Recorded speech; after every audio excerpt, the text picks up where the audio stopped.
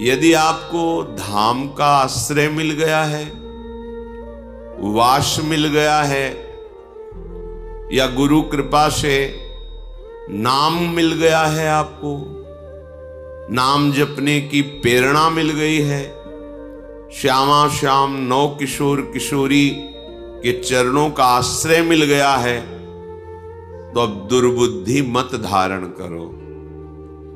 दुर्बुद्धि त्यजति, दुर्बुद्धि का त्याग कर दो। क्या दुर्बुद्धि? एक यही आश्रय आपको बचा सकता है, धन का आश्रय, शरीर का आश्रय, बुद्धि का आश्रय, समाज पद प्रतिष्ठा, जन समुदाय का आश्रय, ये आपकी रक्षा नहीं कर सकता। यदि आपने नाम, धाम, श्यामा श्याम, उनके प्रेमी रसिक महापुरुष जन, इनके आश्रय की अवहेलना करके अन्य आश्रय स्वीकार किया, तो कह रहे हैं मुक्ति श्री भी सकलित पदो नारकम याति धावन।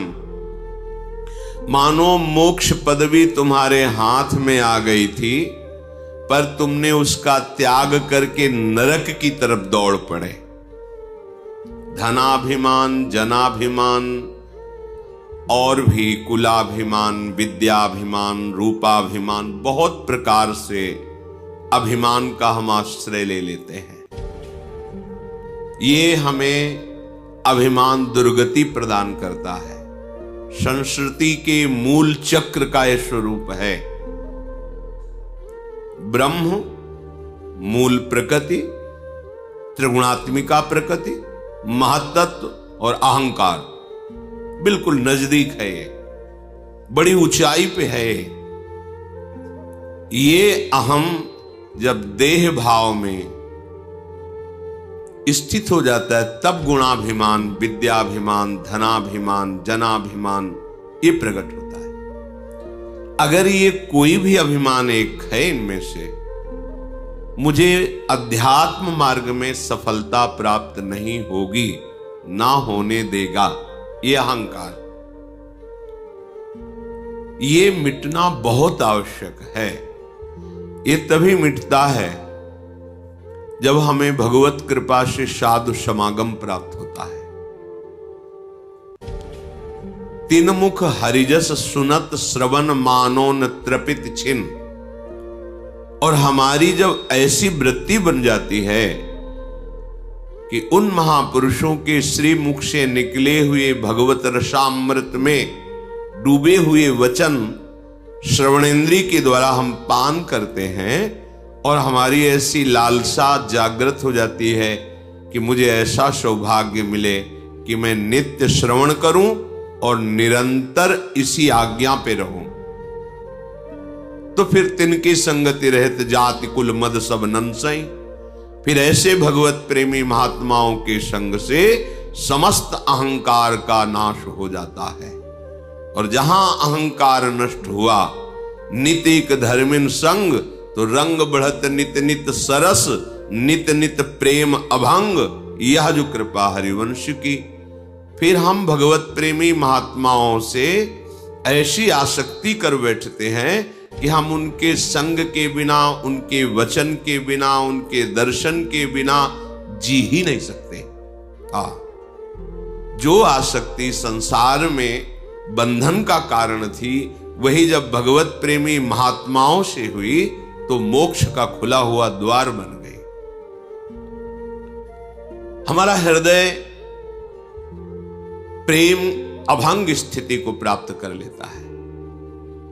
एक बार जब प्रेम प्रकट होता है, तो कभी घटता नहीं है और कभी नष्ट नहीं होता, और इसका स्वभाव है प्रतिक्षण वर्धमानम। ये प्रतिक्षण बढ़ता रहता है, पर इसका प्रभाव यह है कि प्रेमी के हृदय में सदैव प्रेम की अपूर्णता का अनुभव होता है। उसको ऐसा लगता है, ये प्रेम का प्रभाव है कि मुझ में किंचन मात्र भी प्रेम नहीं, मैं बहुत अधम नीच हूं, ऐसा अनुभव होता है। जैसे जैसे प्रेम बढ़ेगा, वैसे वैसे उसको ये अनुभव होगा। क्यों? अगर अनुभव हो जाए कि मैं प्रेमी हूं, तब तो अहम जागृत हो जाएगा, फिर बात बनेगी नहीं। तो प्रेम का प्रभाव ऐसा होता है कि उसके हृदय में अद्भुत दिव्य भागवतिक दैन्यता का प्रादुर्भाव होता है। इसी दैन्यता से, इसी प्रेम से वो अपने प्रीतम को प्रेम डोरी में बांध करके अपने हृदय में छुपा लेता है।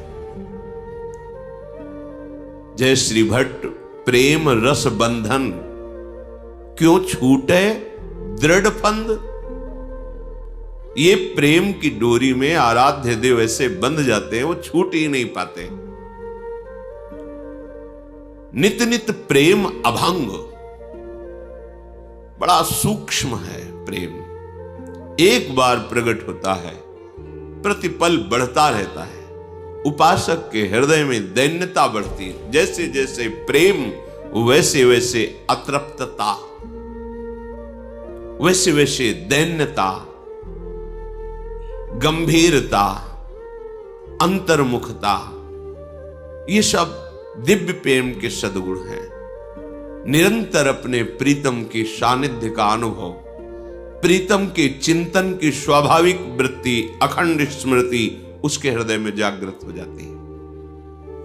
तो यहां श्रीपाद सावधान कर रहे हैं कि यदि तुम्हें भगवत प्रेमी संत का आश्रय, धाम का आश्रय, अखंडवास, प्रिया प्रीतम के चरणों की आराधना, तो दुर्बुद्धि मत करना। बहुत दुर्लभ बात मिल गई है।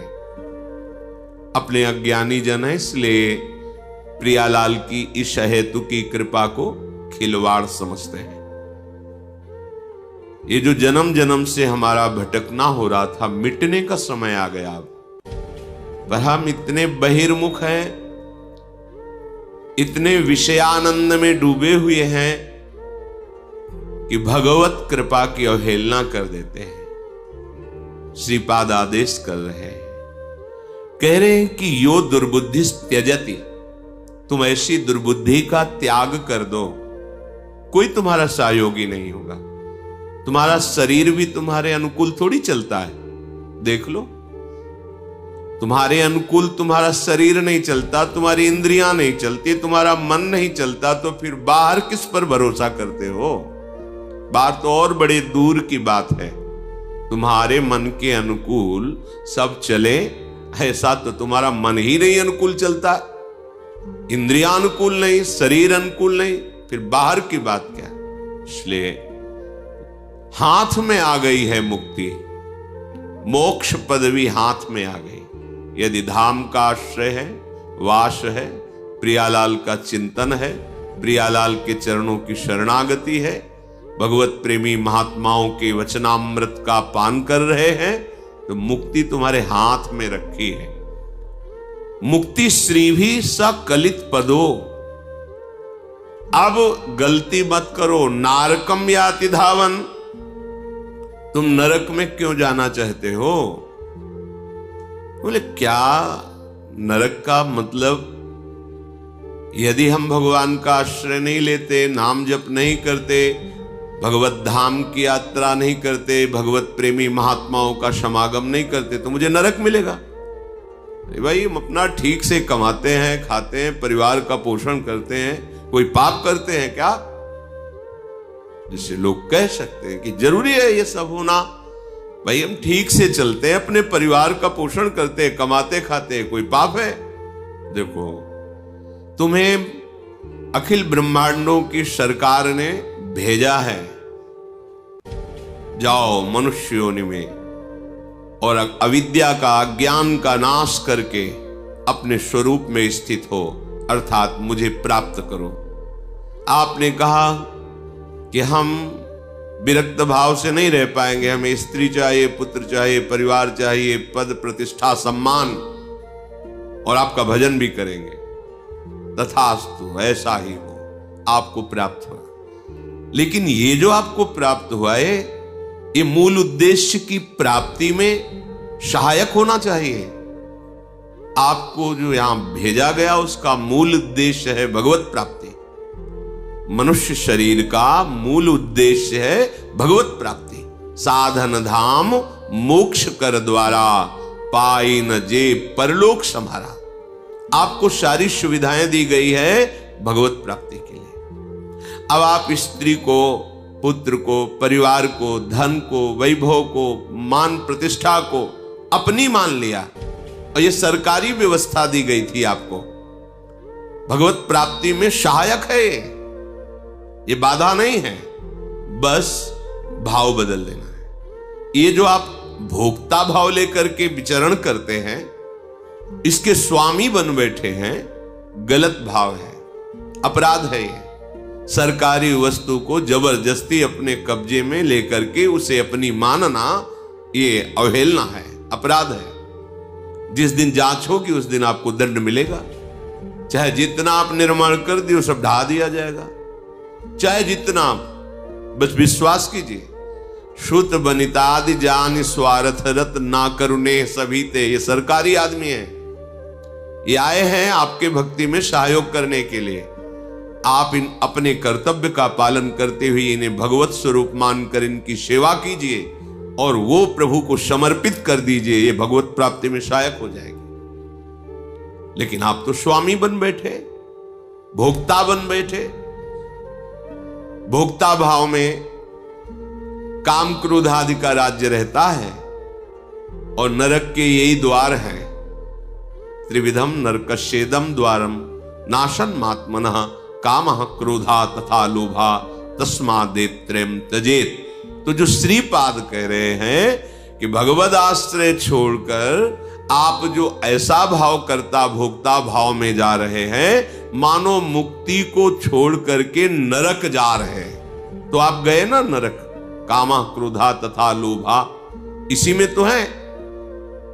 कामनाओं से युक्त होकर के कभी लोभ में विचरण करते हैं, कभी क्रोध में। कामना की पूर्ति हुई तो लोभ में, लोभ से और लाभ की इच्छा और भोगने की इच्छा। कामना में बाधा पड़ी तो क्रोध, क्रोध आया तो हिंसात्मक वृत्ति, स्मृति का ही नाश हो गया। मैं किस लिए आया था, क्या कर रहा हूं, और बंधन कारक कर्म कर बैठे। तो सावधान, इस दुर्बुद्धि का त्याग कीजिए।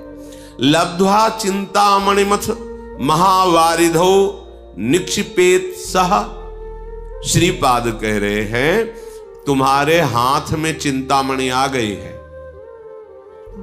श्रीमद राधा रसुधा निधि में महाप्रभु हरिवंश चंद्रजू कह रहे हैं चिंतामणि प्रणमताम ब्रज नागरीणाम चूड़ामणि कुलमणि वृषभानु नामना।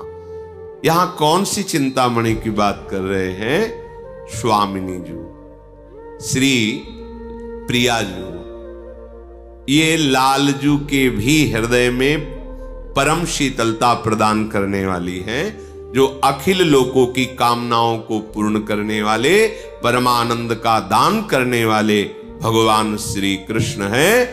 उनको भी ये प्रेम का अद्भुत सुख प्रदान करने में समर्थ हैं लाडली जू। तभी तो मांगत लाल लाडिलो नागर प्रगट भई दिन दिन की जो दान देरी नवल किशोर।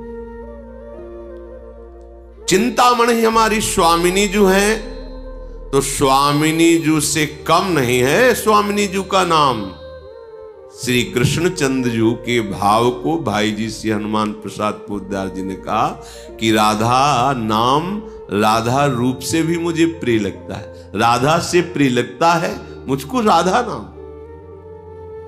अर्थात जब हमारी दिव्या पे आ गया राधा राधा राधा, तो मानो चिंतामणि हाथ में आ गई। चिंतामणि कौन है? हमारी श्री लाडली जू। चिंतामणि किसे कहते हैं? चिंतित पदार्थों को, चिंतित वस्तुओं को, चिंतित भावनाओं को, चिंतित तत्व को प्रदान करने वाले। आप चाहे जो चिंता करें, चिंता रहित कर देती है चिंतामणि। हमारी स्वामिनी जो हमारी चिंतामणि है, उनका चिंतामणि स्वरूप राधा नाम हमारे को गुरुदेव की कृपा से मिला। राधा राधा राधा। तो लब्ध्वा चिंतामणि मत, तुम्हें चिंतामणि प्राप्त हो गई और तुम उसे महावारिधो निक्षिपेत सह, इस भव समुद्र में फेंक दिया। भव समुद्र में फेंक देने का तात्पर्य भूल गए, बार बार उपदेश सुनने पर भी कि एक श्वास भी खाली ना जाए।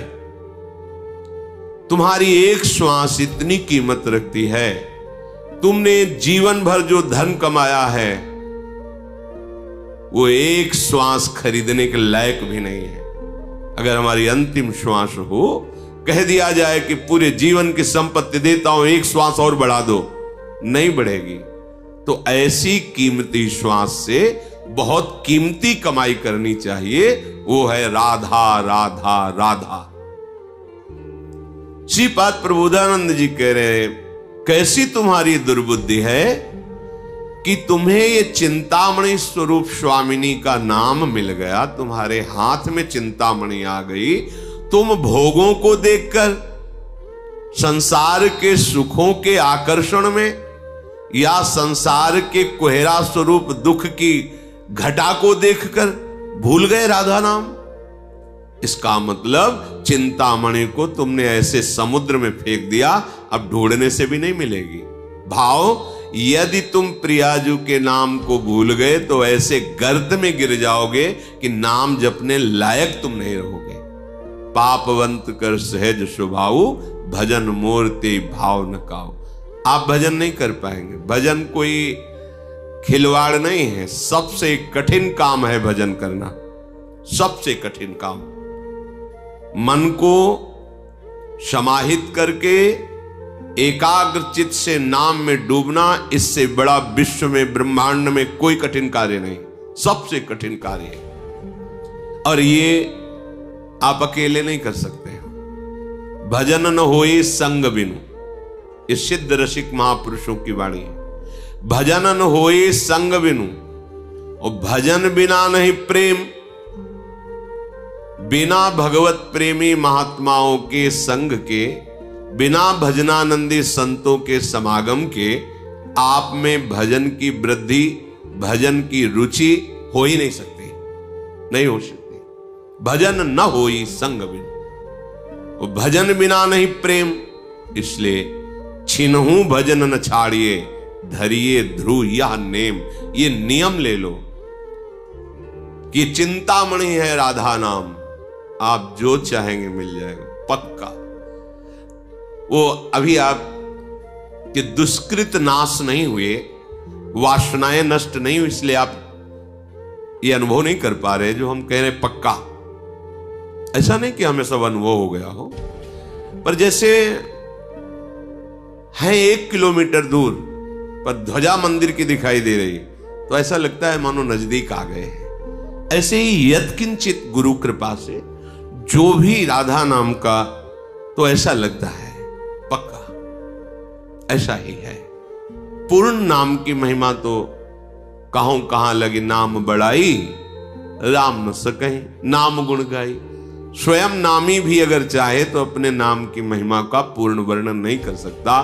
फिर अपने लोग तो अधम जीव हैं, गुरु कृपा से कुछ किनका मिलता है पूर्णता। तो जब स्वयं पूर्ण नामी नाम की महिमा का पूर्ण वर्णन नहीं कर सकते, तो अपने अपूर्ण कैसे पूर्ण का वर्णन कर सकते हैं? क्यों अपूर्ण? क्यों? क्योंकि वाणी एक सीमित है। जैसे सीपी से समुद्र को उलीचा नहीं जा सकता, सीपी, ऐसे ही प्राकृतिक ब्रह्मा के द्वारा रची हुई बुद्धि से अप्राकृतिक चिदानंद प्रेम रसधाम नाम का पूर्ण वर्णन नहीं किया जा सकता। जितना भी वर्णन है वो यत्किंचित मात्र है। ऐसे राधा नाम चिंतामणि को आपने सुना, आपके कान के द्वार से आपके हृदय में पहुंचा, पर आपने आदर नहीं किया। भोगों की, विलासिता की, अहंकार की, इन वृत्तियों में ऐसे बहते रहे कि राधा नाम भूल गए। तो बोले आपको मानो चिंतामणि हाथ में दे दी गई और आपने महासमुद्र में फेंक